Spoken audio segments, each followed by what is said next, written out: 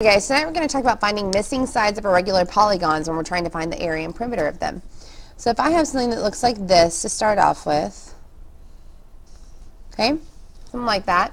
So as you can see, it's irregular. I can't just say length times width because I don't have that information. So let's say that this down here, or this over here is 22. This is 19. This is 7, and this up here, ooh, is 6, okay?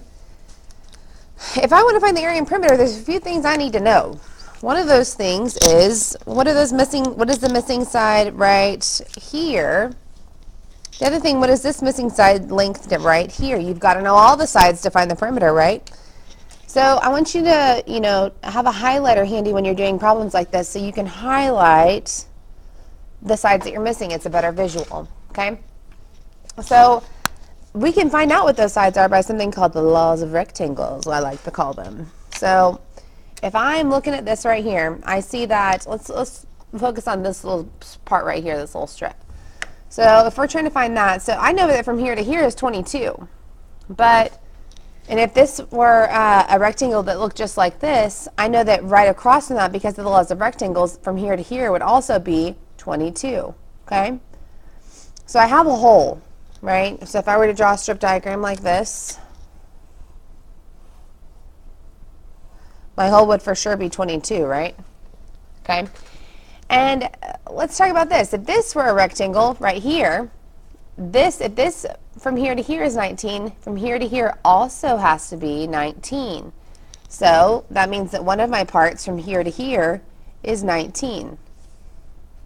The other part is one of those yellow parts. I don't know. I don't know what it is. Okay? How do you think I could find that? What about by subtraction? Yes, Miss Hargrove, you can subtract. Okay, let's do 22 minus 19. 2 minus 9. Can't do it. This 2 is going to become a 1. This 2 is going to become a 12. What's 12 minus 9? 3. 1 minus 1? 0. So this first missing side is 3. Okay? Let's focus on this one down here. So I don't know what the hole is because I don't know what it is from here to here, right? Can I figure out what it is from here to here with other information? I can, because of the laws of rectangles. I know that if from here to here is 6, if this were a rectangle right here, that from here to here would also have to be 6. Okay?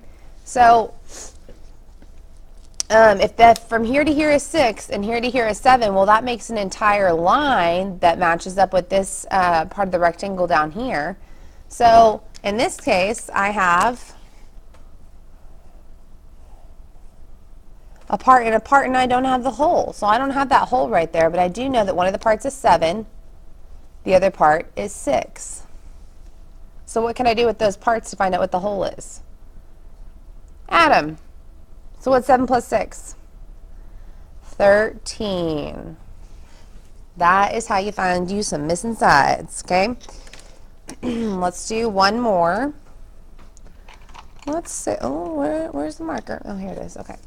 Let's say that our figure now looks like this. Okay.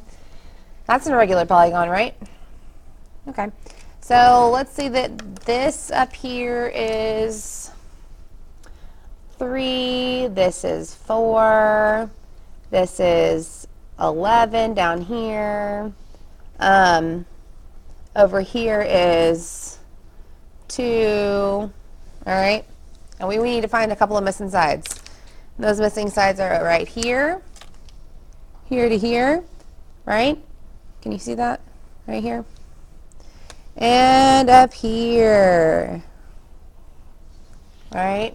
Okay, so for this one over here, this one's pretty self-explanatory. This is laws of rectangles straight up.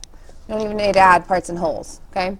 So if this were a rectangle, forget that little top piece. If this were a rectangle, if this is 2, then this also has to be 2 because those lines are congruent. They have the same shape. They're the same size.